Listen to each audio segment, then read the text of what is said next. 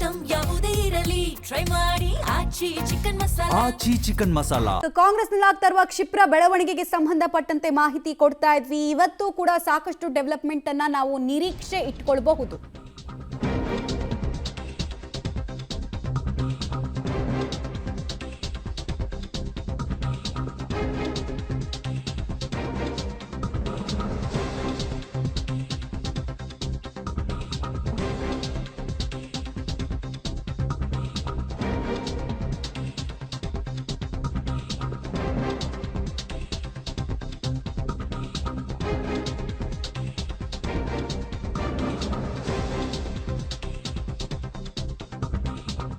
CM ಸ್ಥಾನವನ್ನ ಸುಲಭವಾಗಿ ತ್ಯಜಿಸೋದಕ್ಕೆ ಸಿದ್ದರಾಮಯ್ಯ ಅವರು ಮುಂದಾದ್ರ?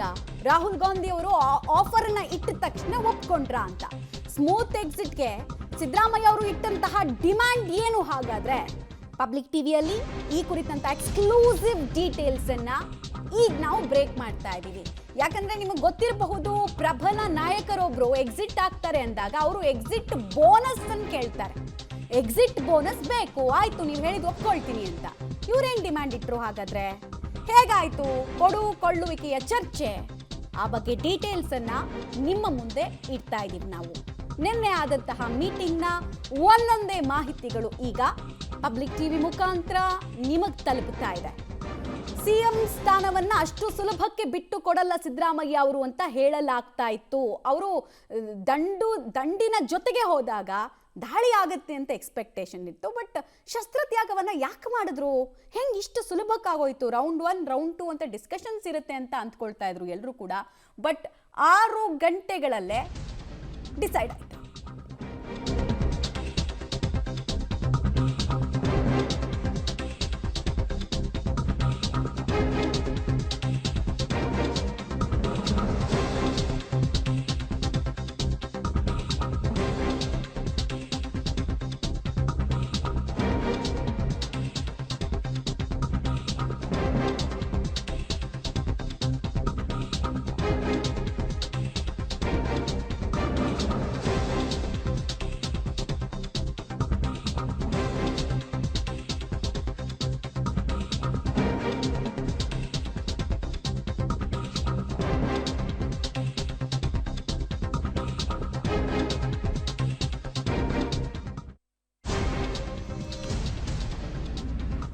ಎಕ್ಸಿಟ್ ಬೋನಸ್ ಅನ್ನ ಕೇಳಿದ್ದಾರೆ ಅನ್ನೋದು ಗೊತ್ತಾಗ್ತಾ ಇದೆ ಸಿದ್ದರಾಮಯ್ಯ ಅವರು. 5 ಷರತ್ತು.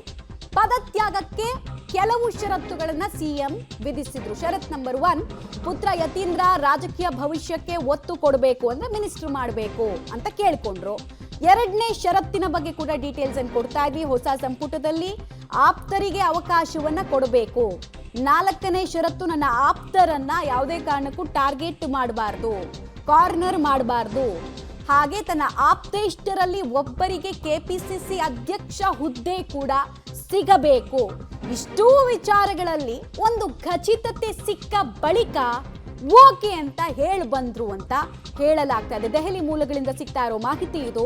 ಮತ್ತೆ ನಿಮಗೆ ಗೊತ್ತಿದೆ, ಈಗ ಹೊಸ ಸಿಎಂ ಬರೋದ್ರಿಂದ ಆಬ್ವಿಯಸ್ಲಿ ಈಗಿನ ಸಂಪುಟ ಡಿಸಾಲ್ವ್ ಆಗುತ್ತೆ. ಸೊ ಹೊಸ ಸಂಪುಟದಲ್ಲಿ ತನ್ನ ಫಸ್ಟ್ ಸರ್ಕಲ್ ನಂಬಿಕೆಯ ಬಂಟರಿಗೆ ಸ್ಥಾನ ಸಿಗಬೇಕು ಅಂತ ಕೂಡ ರಾಹುಲ್ ಗಾಂಧಿ ಅವರ ಮುಂದೆ ಷರತ್ತನ್ನ ವಿಧಿಸಿದ್ರು.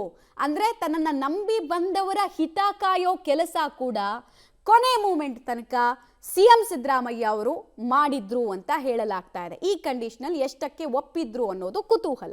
ಡೀಟೇಲ್ಸ್ ಕೊಡ್ತಾರೆ, ನೇರ ಸಂಪರ್ಕದಲ್ಲಿ ಜಾಯಿನ್ ಆಗ್ತಾ ಇದ್ದಾರೆ ಶ್ರೀನಿವಾಸ್. ಈಗ ಪ್ರಬಲ ನಾಯಕರೊಬ್ರು ಎಕ್ಸಿಟ್ ಆಗ್ತಾರೆ ಅಂದ್ರೆ ಸಹಜವಾಗಿ ನಾವು ತಿಳ್ಕೊಂಡಿರೋ ಪ್ರಕಾರ ಎಕ್ಸಿಟ್ ಬೋನಸ್ ಅನ್ನು ಕೇಳ್ತಾರೆ ಕಂಡೀಷನ್ಸ್ ಹಾಕೋದ್ರ ಮೂಲಕ. ಇಷ್ಟು ಕಂಡೀಷನಲ್ ಎಷ್ಟಕ್ಕೆ ಇಮಿಡಿಯೇಟ್ ಆಗಿ ಒಪ್ಪಿಗೆ ಸಿಕ್ತು, ಇನ್ನೆಷ್ಟು ಕಂಡೀಷನ್ಗೆ ಲೆಟ್ಸ್ ಡಿಸೈಡ್ ಅನ್ನೋ ಹೇಳಿಕೆ ಬಂತು?